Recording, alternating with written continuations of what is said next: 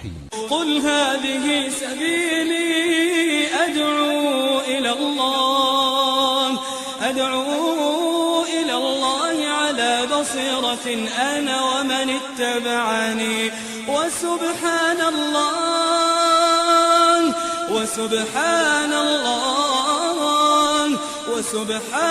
الله وما أنا من المشركين.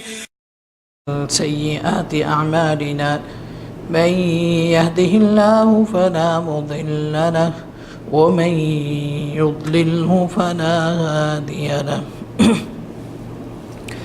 أشهد أن لا إله إلا الله وحده لا شريك له وأشهد أن محمدًا عبده ورسوله. اللهم صل على محمد وعلى آل محمد كما صليت على إبراهيم وعلى آل إبراهيم إنك حميد مجيد. اللهم بارك على محمد وعلى آل محمد كما باركت على إبراهيم وعلى آل إبراهيم إنك حميد مجيد. أما بعد فإن خير الحديث كتاب الله وخير الهدي هدي محمد صلى الله عليه وسلم وشر الأمور محدثاتها وكل محدثة بدعة وكل بدعة ضلالة وكل ضلالة في النار. أعوذ بالله من الشيطان الرجيم. بسم الله الرحمن الرحيم. اتبعوا ما أنزل إليكم من ربكم ولا تتبعوا من دونه أولياء قليلا ما تذكرون.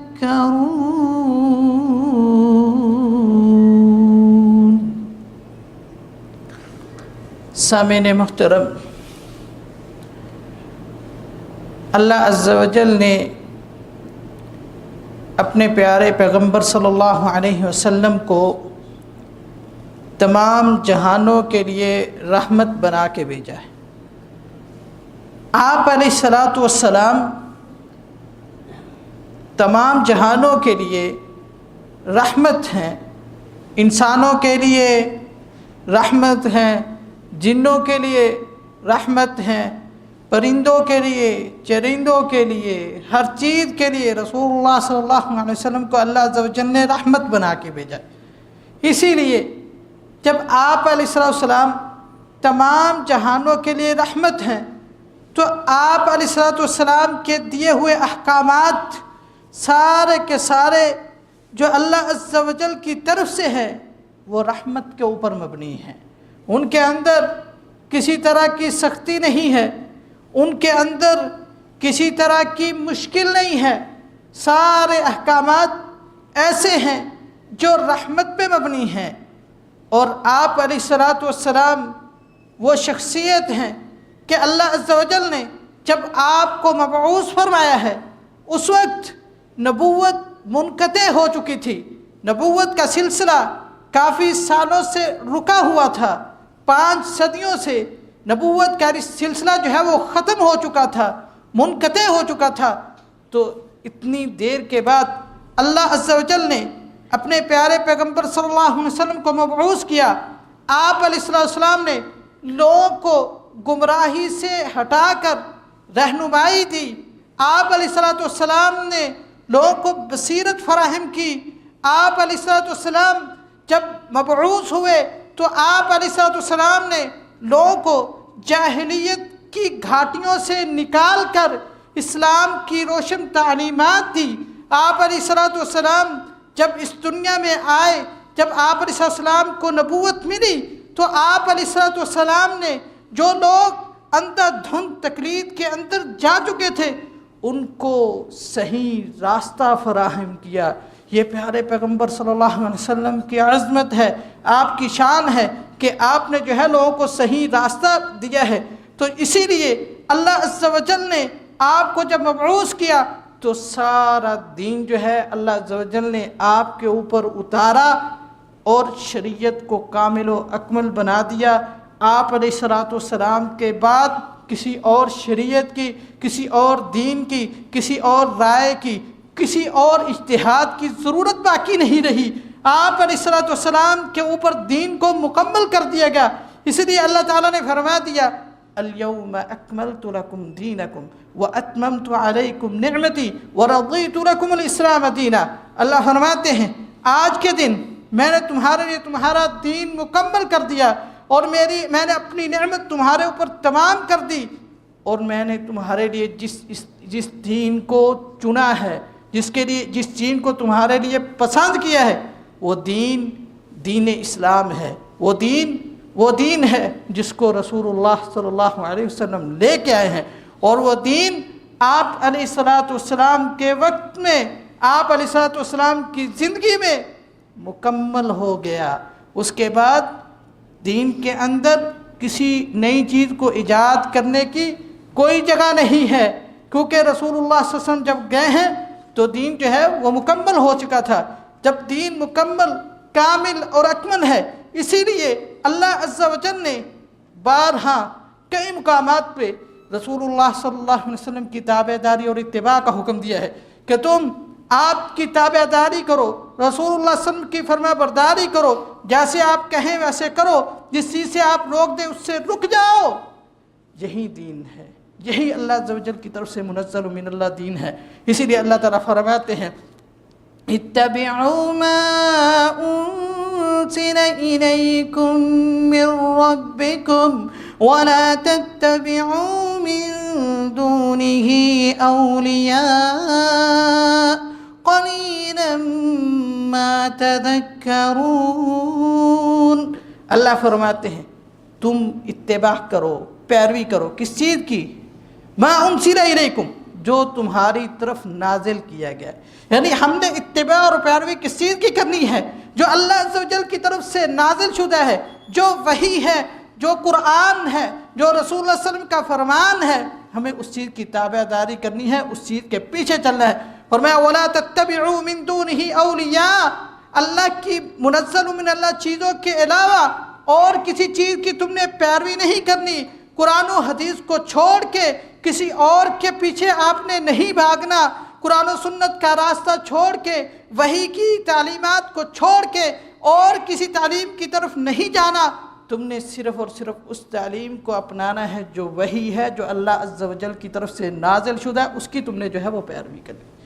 اور آخر میں اللہ تعالیٰ نے فرما دیا قلیلا ما تذکرون، لیکن بہت کم لوگ ہیں جو نصیحت حاصل کرتے ہیں۔ کچھ لوگ ایسے ہیں کہ جب کوئی بھی معاملہ پیش آتا ہے، جب کوئی بھی جو ہے وہ چیلنج پیش آتا ہے، کرتے کیا ہے؟ دیکھتے ہیں کہ دیکھیں سب ہونا تو یوں چاہیے کہ رسول اللہ صلی اللہ علیہ وسلم نے کیا کہا ہے، اللہ عز و جل کا فرمان کیا ہے، نہیں، دیکھتے ہیں میری برادری کیا کہتی ہے، میرے رشتہ دار کیا کہتے ہیں، میرے ہمسائے کیا کہتے ہیں، میرے بڑے کیا کہتے ہیں، میرے چھوٹے کیا کہتے ہیں، دوستوں کی تمنا کیا ہے، فلاں کی تمنا کیا ہے، فلاں کی رائے کیا ہے، فلاں کا فتویٰ کیا ہے، فلاں کا اجتہاد کیا ہے، اس چیز کو سوچتے رہتے۔ یہ نہیں سوچتے کہ اللہ عز و جل کے احکامات اللہ تعالیٰ نے جو نازل کیا وہ کیا ہے، رسول اللہ صلی اللہ علیہ وسلم کے فرامین کیا ہے۔ اسی لیے اللہ تعالیٰ نے دوسری جگہ پہ اس چیز کو واضح کر دیا کہ راستہ جو آپ نے اختیار کرنا ہے وہ وہی راستہ ہے جو اللہ عز و جل کا راستہ ہے، جو میں نے پہلے آیت پڑھی ہے، یہ سورہ الاعراف کی آیت ہے۔ سورہ الاعراف میں اللہ عز و جل نے یہ بیان فرمایا، اور اب میں آپ کے سامنے جو آیت پڑھنے لگا ہوں وہ سورہ الانعام کی آیت ہے۔ اللہ عز و جل فرماتے ہیں وَأَنَّ هَذَا صِرَاطِي مُسْتَقِيمًا فَاتَّبِعُوهُ وَلَا تَتَّبِعُوا السُّبُلَ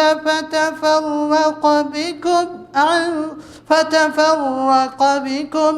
اللہ تعالیٰ فرماتے ہیں کہ میرا جو راستہ ہے نا سیدھا راستہ ہے، یہ میرا جو راستہ ہے وہ سیدھا راستہ ہے۔ کون سا راستہ؟ وحی والا راستہ۔ کون سا راستہ؟ قرآن والا راستہ۔ کون سا راستہ؟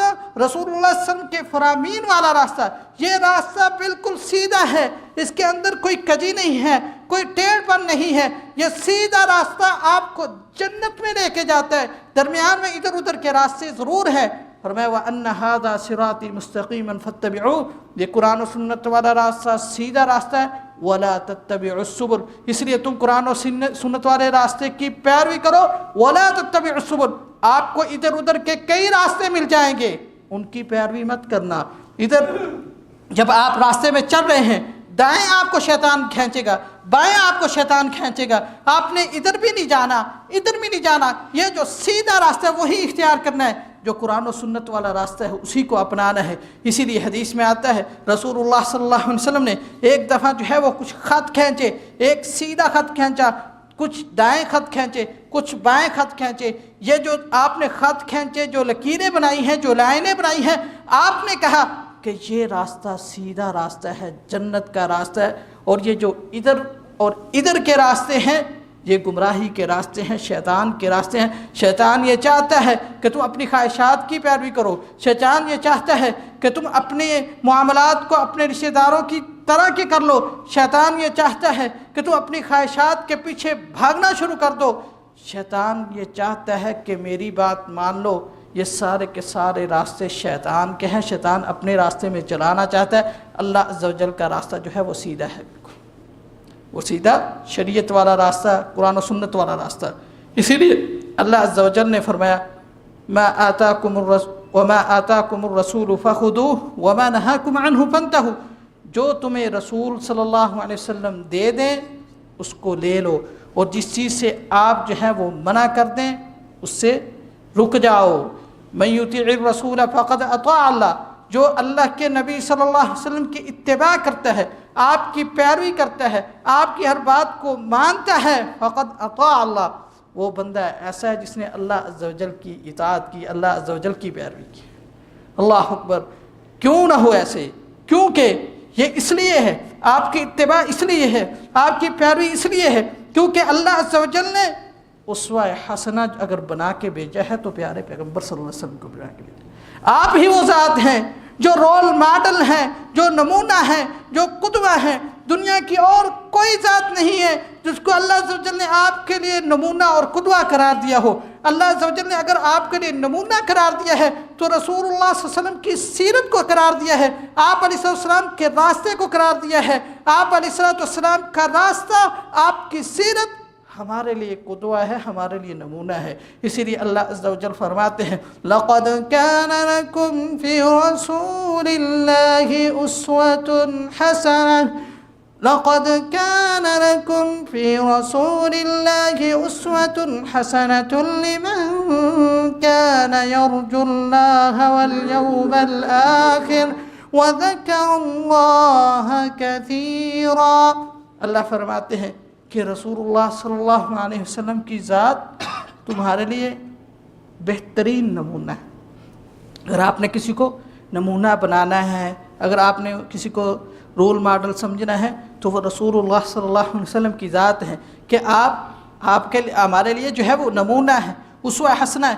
آپ علیہ السلام کی ہر بات، ہر چال، ہر گفتار، آپ علیہ السلام کا اٹھنا بیٹھنا، آپ صلی اللہ علیہ وسلم کی ساری زندگی جو ہے ہمارے لیے نمونہ ہے، اور شریعت اور دین ہے، وہی ہے، اللہ عز و جل کی طرف سے نازل شدہ چیز ہے۔ لیکن اللہ اکبر کبیرہ، لیکن رسول اللہ صلی اللہ علیہ وسلم کا جو راستہ ہے وہ بہت ہی واضح ہے۔ رسول اللہ علیہ وسلم کا طریق، آپ علیہ السلام کا راستہ بہت ہی واضح ہے۔ لیکن اس کے باوجود اگر کوئی بندہ رسول اللہ صلی اللہ علیہ وسلم کے راستے کی مخالفت کرتا ہے، آپ کے راستے کو چھوڑ کے کسی اور راستے کو اپناتا ہے، آپ کے طریق کو چھوڑ کے کسی اور کا طریق اپناتا ہے، آپ کی اتباع کو چھوڑ کے کسی اور کی بات کو مانتا ہے، کبھی کہتا ہے کہ 4 کی مان لوں، 10 کی مان لوں، 12 کی مان لوں، 15 کی مان لوں۔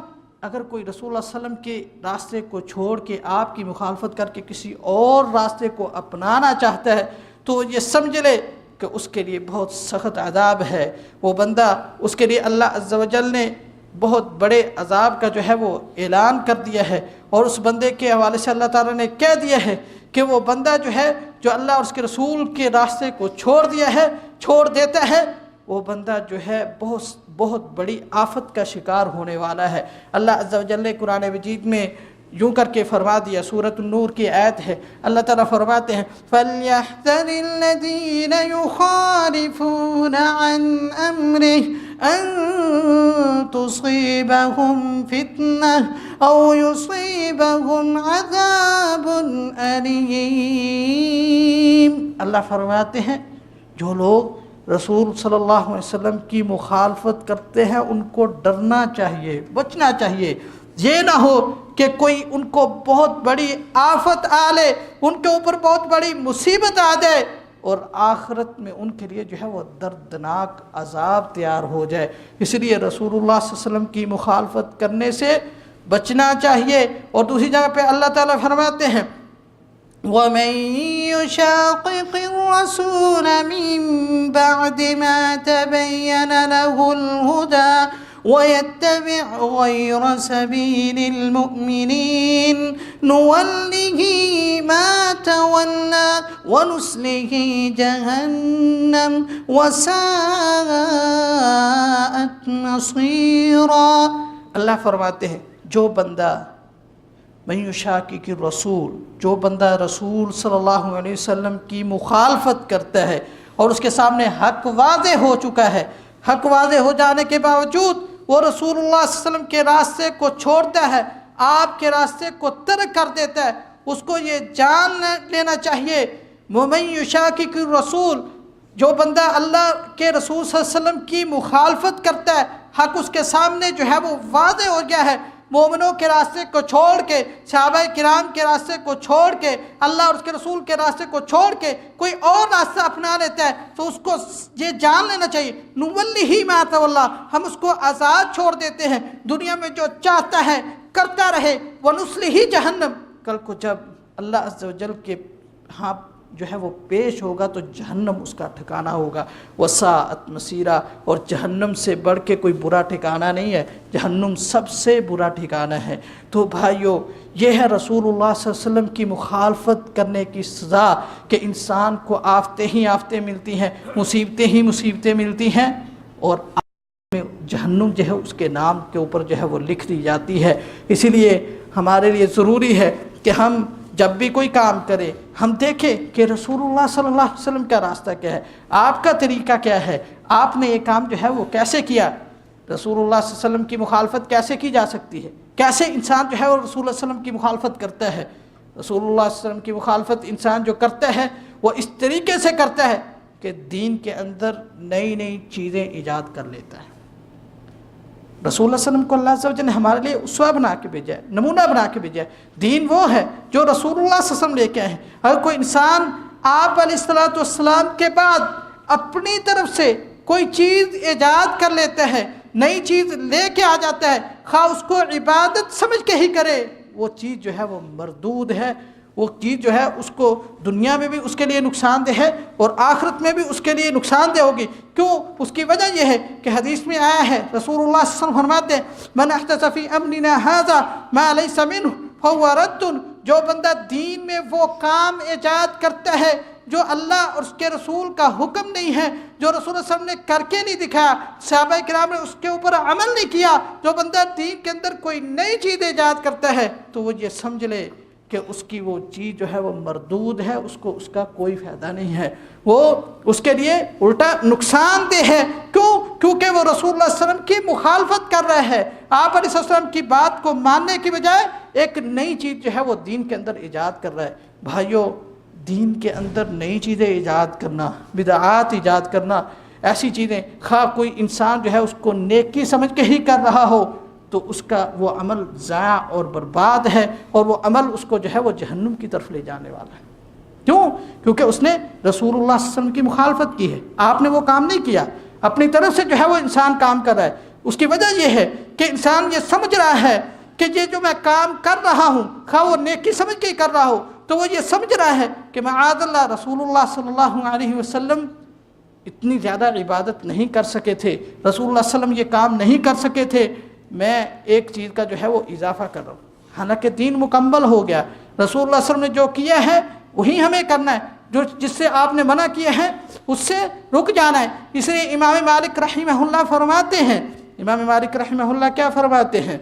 آپ کہتے ہیں کہ جو بندہ رسول اللہ صلی اللہ علیہ وسلم کے دین کے اوپر کوئی اضافہ کرتا ہے، اپنی طرف سے نئی بات ایجاد کرتا ہے، نئی چیز ایجاد کرتا ہے، نئی عبادت ایجاد کرتا ہے، وہ یہ سمجھتا ہے کہ معاذ اللہ رسول اللہ صلی اللہ علیہ وسلم نے دین ہم تک صحیح نہیں پہنچایا، آپ نے دین میں خیانت کی ہے کہ آپ نے ہمیں یہ عبادت جو ہے وہ بتائی نہیں، ہم آج یہ جو عبادت کر رہے ہیں، جو عبادت جس کا ہم نے اضافہ کیا ہے، جس کو ہم نے زیادہ کیا ہے، وہ رسول اللہ صلی اللہ علیہ وسلم نے ہمیں بتائی نہیں، آپ سے وہ رہ گئی تھی، ہم وہ کر رہے ہیں۔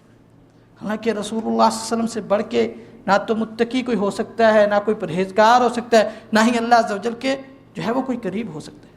یہ جو مہینہ جس کے اندر سے ہم گزر رہے ہیں، یہ رجب کا مہینہ چل رہا ہے۔ رجب کے مہینے کے اندر لوگوں نے بہت ساری جو ہے وہ نئی نئی چیزیں ایجاد کی ہیں، بدعات ایجاد کی ہیں، وہ چیزیں جو رسول اللہ صلی اللہ علیہ وسلم نے نہیں کی، اور وہ چیزیں جو صحابہ کرام نے اس کے اوپر عمل نہیں کیا، وہ چیزیں جو تابعین نے ان کے اوپر عمل نہیں کیا، تبع تابعین نے عمل نہیں کیا، اور ائمہ دین نے بھی اس کے اوپر عمل نہیں کیا، وہ چیزیں نئی نئی جو ہے وہ ایجاد کی گئی ہیں، اور اس کے اوپر لوگ جو ہے وہ عمل کر رہے ہیں، اور یہ پھر یہ سمجھتے ہیں کہ یہ عبادت ہے، یہ دین ہے۔ حالانکہ جو کام رسول اللہ صلی اللہ علیہ وسلم نے نہیں کیا وہ دین نہیں ہو سکتا، جو صحابہ کرام نے نہیں کیا وہ دین نہیں ہو سکتا۔ رجب کی بدعات میں سے سب سے بڑی جو ہے ایک بدعت جو لوگ کرتے ہیں وہ یہ ہے کہ جب رجب کی پہلی جمعرات ہوتی ہے نا، جو رات کو گزر چکی، اس رجب کی پہلی جمعرات کو بعض لوگ جو ہے وہ مغرب سے عشاء کے درمیان جو ہے اس ٹائم کو خاص کر لیتے ہیں، اور اس میں ایک خاص طرح کی نماز پڑھتے ہیں جس کو جو ہے وہ صلاۃ الرغائب کا نام دیتے ہیں۔ یہ صلاۃ الرغائب رسول اللہ صلی اللہ علیہ وسلم نے نہیں کہا اس کو پڑھنے کا، نہ ہی آپ نے یہ پڑھی ہے، نہ ہی صحابہ کرام نے یہ پڑھی ہے، نہ تابعین نے پڑھی، نہ تبع تابعین نے پڑھی، نہ ہی ائمہ دین نے پڑھی۔ چوتھی صدی میں آ کے یہ بدعت جو ہے وہ ایجاد کی گئی، لوگوں نے اس کو بنایا، اس کو گھڑا، اور دین کے اندر اس کو شامل کر دیا، اور آج جو ہے وہ مسلمان اسی بدعت کو لے کے جو ہے وہ کا عمل کر رہے ہیں۔ جب پوچھا جائے تو کیا کہتے ہیں؟ جی منع کہاں ہے؟ منع دکھاؤ، منع کہاں؟ بھائی جو کام رسول اللہ صلی اللہ علیہ وسلم نے نہیں کیا وہ منع ہی ہے۔ اس کا مطلب کیا ہوا کہ آپ رسول اللہ صلی اللہ علیہ وسلم سے زیادہ عبادت کرنے والے ہیں، آپ علیہ السلام سے زیادہ آپ کو شوق ہے عبادت کرنے کا؟ یہ کبھی بھی نہیں ہو سکتا۔ جو کام رسول اللہ صلی اللہ علیہ وسلم نے نہیں کیا وہ اس کو کرنا وہ منع ہے۔ اسی لیے حدیث میں آتا ہے، جس طرح میں نے حدیث پڑھے، من عمل عملا لیس علیہ امرنا فہو رد، جو بندہ کوئی بھی عمل کرتا ہے اور اس کے اوپر رسول اللہ صلی اللہ علیہ وسلم کی طرف سے مہر نہیں ہے، وہ عمل جو ہے وہ مردود ہے۔ اور اسی طرح رجب کی بدعات میں سے، رجب کی نئی چیزوں میں سے کچھ ایسی چیزیں کہ بعض لوگ جو ہیں خاص طور پہ رجب کے اندر جو ہے عمرہ کرنے کے لیے جاتے ہیں، رجب کے اندر عمرہ کرنے میں کوئی خاص جو ہے وہ خوبی ہے، حالانکہ ایسی بات نہیں ہے۔ عمرہ کبھی بھی آپ کر سکتے ہیں، سال کے کسی مہینے کے اندر بھی آپ کر سکتے ہیں، لیکن کسی مہینے کو عمرے کے لیے خاص کرنا یہ رسول اللہ صلی اللہ علیہ وسلم سے ثابت نہیں ہے، آپ کے صحابہ سے ثابت نہیں ہے۔ آپ کے صحابہ اور رسول اللہ صلی اللہ علیہ وسلم جو ہے وہ کبھی بھی قصد کر کے رجب کے اندر جو ہے وہ عمرہ کرنے کے لیے نہیں گئے۔ اس طرح بعض لوگ جو ہیں خاص طور پہ رجب کے اندر جو ہے وہ روزوں کا اہتمام کرتے ہیں، اور یہ جو روزے جن کا اہتمام خاص طور پہ رجب کے اندر کیا جاتا ہے، اس کی شریعت کے اندر جو ہے وہ کوئی دلیل نہیں، یہ اپنی طرف سے چیزیں جو ہے وہ بنائی ہوئی ہیں۔ اور اسی طرح ایک بہت ہی خطرناک چیز جو ہے جو ہمارے ہاں عام طور پہ چلتی ہے، وہ 22 رجب کے کنڈے ہیں۔ سنے ہوں گے سب بھائیوں نے، اس چیز کو جانتے ہوں گے کہ ہمارے ہاں 22 رجب کے کنڈے منائے جاتے ہیں، کچھ دیگیں پکائی جاتی ہیں، اور ان برتنوں کے اندر ڈال کے جو ہے وہ لوگوں کے درمیان جو ہے وہ تقسیم کی جاتی ہے۔ پتہ ہے آپ کو یہ کس لیے کیا جاتا ہے؟ کہنے کو تو یہ کہا جاتا ہے جی شیعہ اور روافض جو لوگ ہیں وہ اس کو اس لیے کرتے ہیں کہ جی جناب امام جعفر صادق رحمہ اللہ جو ہیں وہ ان کو امام سمجھتے ہوئے ان کے لیے یہ کام کرتے ہیں کہ جی اس دن جو ہے وہ ان کی پیدائش ہوئی تھی۔ ایسی بات نہیں ہے، 22 رجب کو ان کی پیدائش نہیں ہوئی، نہ ہی ان کی وفات ہوئی۔ آپ کو پتہ ہے کہ 22 رجب کے کنڈے جو منائے جاتے ہیں وہ کس لیے منائے جاتے ہیں؟ وہ اس لیے منائے جاتے ہیں کہ معاذ اللہ 22 رجب کو سیدنا امیر معاویہ رضی اللہ تعالیٰ عنہ کی وفات ہوئی تھی، اس کی وجہ سے روافض اور شیعہ لوگ جو ہیں اس پہ جو ہے وہ خوشی مناتے ہوئے یہ کام کرتے ہیں۔ اور آج ہمارے بعض ناداں بھائی جن کو علم نہیں ہے وہ بھی یہ کام جو ہے وہ کرتے ہیں کہ 22 رجب کو کھانا پکایا اور لوگوں کے درمیان تقسیم کر دیا. یہ پتہ ہی نہیں ہے کہ دشمنوں نے، ان لوگوں نے جو صحابہ کرام کے دشمن ہیں، صحابہ کرام کے ساتھ جو مخالفت رکھتے ہیں، انہوں نے اس چیز کو ایجاد کیا ہے. کس لیے؟ تاکہ معاذ اللہ جو ہے ایک صحابی کی موت کے اوپر جو ہے وہ جشن منایا جائے. صحابی رسول صلی اللہ علیہ وسلم کے پیارے صحابی، وہ صحابی جو کاتب وحی تھے، جو وحی کو لکھنے والے تھے، ان کی وفات کے اوپر جشن مناتے ہیں. شرم نہیں آتی، حیا نہیں آتی کہ رسول اللہ صلی اللہ علیہ وسلم کے ساتھی کی وفات کے اوپر جو ہے وہ جشن منایا جاتا ہے. اور اسی طرح رجب کی چیزوں میں سے جو ہے وہ 27 رجب کو بعض لوگ یہ کہتے ہیں جی 27 رجب کو رسول اللہ صلی اللہ علیہ وسلم کو معراج ہوئی. رسول اللہ صلی اللہ علیہ وسلم کو معراج ہوئی ہے، آپ علیہ السلام کو جو معراج ہوئی ہے یہ آپ کا بہت بڑا معجزہ ہے. یہ اس سے آپ کی عظمت واضح ہوتی ہے. معراج کی رات بہت عظیم رات ہے. معراج جس دن رسول صلی اللہ علیہ وسلم کو معراج کروائی گئی، جس رات آپ علیہ السلام کو لے جایا گیا اور 5 نمازیں جو ہیں ہمارے اوپر جو ہے وہ فرض کر دی گئی، وہ بہت ہی رسول اللہ صلی اللہ علیہ وسلم کے لیے عظمت کی بات ہے. لیکن یہ جو 27 رجب کو خاص کرنا کہ اس دن رسول اللہ صلی اللہ علیہ وسلم کو معراج ہوئی ہے، پہلی بات یاد رکھیے کہ رسول اللہ صلی اللہ علیہ وسلم کو 27 رجب کو معراج ہوئی ہے یا نہیں ہوئی، اس کے حوالے سے کسی حدیث میں کوئی چیز موجود نہیں ہے. رسول اللہ صلی اللہ علیہ وسلم نے کبھی نہیں کیا کہ آپ کی زندگی میں دیکھیں آپ کو معراج ہوئی مکی دور میں آپ کو معراج ہوئی، بعد میں کبھی بھی آپ علیہ السلام نے جو ہے اس رات کو خاص نہیں کیا کسی چیز کے لیے. اور ہمارے ہاں کیا لوگ کرتے ہیں کہ جب 27 رجب ہوتا ہے تو شمع جلاتے ہیں، روشنیاں کرتے ہیں، اور ہمارے ہاں کیا ہوتا ہے کھانے پکاتے ہیں، مختلف قسم کی بدعات جو ہے وہ ایجاد کرتے ہیں، نئی نئی چیزیں ایجاد کرتے ہیں. حالانکہ سب سے پہلی چیز یہ ہے کہ اگر یہ کوئی سنت ہوتی، یہ کوئی طریقہ ہوتا، یہ کوئی چیز عبادت والی ہوتی، یہ کوئی چیز اللہ کے ہاں مستحب ہوتی تو رسول اللہ صلی اللہ علیہ وسلم کرتے. آپ نے اپنی زندگی میں یہ رات نہیں منائی، صحابہ کرام کرتے، صحابہ کرام نے نہیں منائی، تابعین کرتے، تابعین نے یہ کام نہیں کیا، تابعین کرتے، انہوں نے یہ کام نہیں کیا، ائمہ دین کرتے، ائمہ دین نے یہ کام نہیں کیا، امام ابو حنیفہ رحمہ اللہ نے یہ کام نہیں کیا، امام مالک رحمہ اللہ نے یہ کام نہیں کیا، امام شافعی رحمہ اللہ نے یہ کام نہیں کیا، امام احمد بن حنبل رحمہ اللہ نے یہ کام نہیں کیا. یہ ایسی چیز ہے کہ جو بعد میں آنے والے لوگوں نے بنا لی ہے، اور وہ اپنی طرف سے ایک تاریخ بنا کے تو اس دن اس رات کو جو ہے وہ مختلف چیزیں جو ہے وہ کرتے ہیں جو شریعت کا حصہ نہیں، جو دین کا حصہ نہیں. دین وہ ہے جیسے میں نے شروع میں واضح کر دیا جو اللہ عز و جل نے اتارا ہے، جو رسول اللہ صلی اللہ علیہ وسلم لے کے آئے ہیں. اس کے علاوہ کوئی بھی انسان کوئی چیز نئی ایجاد کرتا ہے تو وہ بدعت ہے، وہ نئی چیز ہے، وہ شریعت کے اندر اضافہ ہے. وہ یہ سمجھتا ہے کہ معاذ اللہ رسول اللہ صلی اللہ علیہ وسلم نے ہمیں پوری شریعت نہیں پہنچائی، آج ہم جو ہے وہ ایک نئی شریعت جو ہے وہ گھڑنے لگے ہیں، آج ہم جو ہے وہ نئی شریعت ایک بنانے لگے.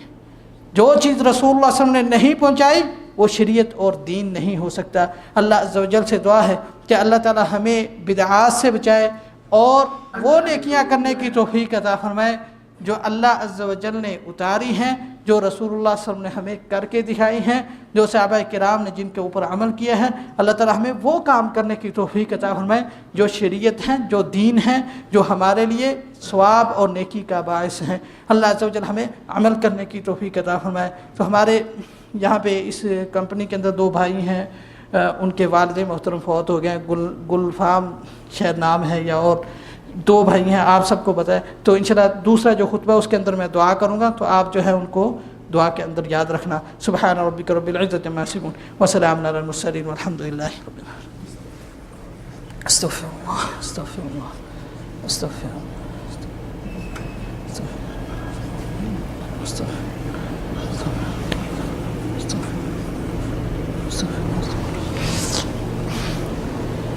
إن الحمد لله نحمده ونستعينه ونستغفره ونعوذ بالله من شرور أنفسنا ومن سيئات أعمالنا. من يهده الله فلا مضل له ومن يضلله فلا هادي له. أشهد أن لا إله إلا الله وحده لا شريك له وأشهد أن محمدا عبده ورسوله. اللهم صل على محمد وعلى آل محمد كما صليت على إبراهيم وعلى آل إبراهيم إنك حميد مجيد اللهم بارك على محمد وعلى آل محمد كما باركت على إبراهيم وعلى آل إبراهيم إنك حميد مجيد ربنا آتنا في الدنيا حسنة وفي الآخرة حسنة وقنا عذاب النار ربنا ظلمنا أنفسنا وإن لم تغفر لنا وترحمنا لنكونن من الخاسرين اللهم اشف مرضانا ومرضى المسلمين أذهب البأس رب الناس واشف أنت الشافي لا شفاء إلا شفاءك شفاء لا يغادر سقما اللهم اغفر لنا وللمؤمنين والمؤمنات اللهم اغفر لنا وللمؤمنين والمؤمنات والمسلمين والمسلمات الأحياء منهم والأموات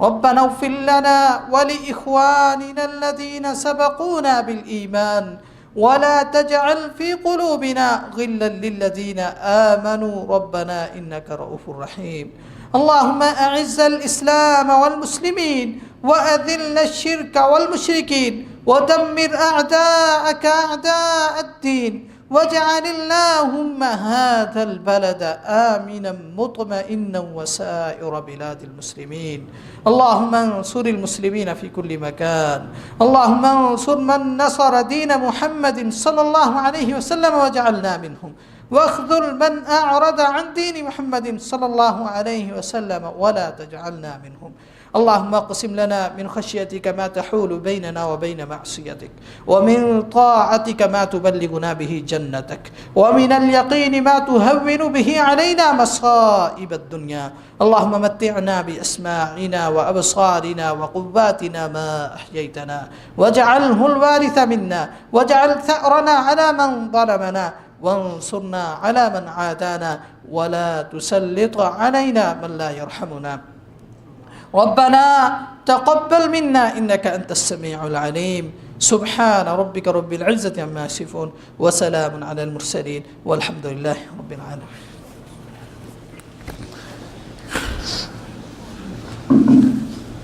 الله أكبر الله أكبر صلى الله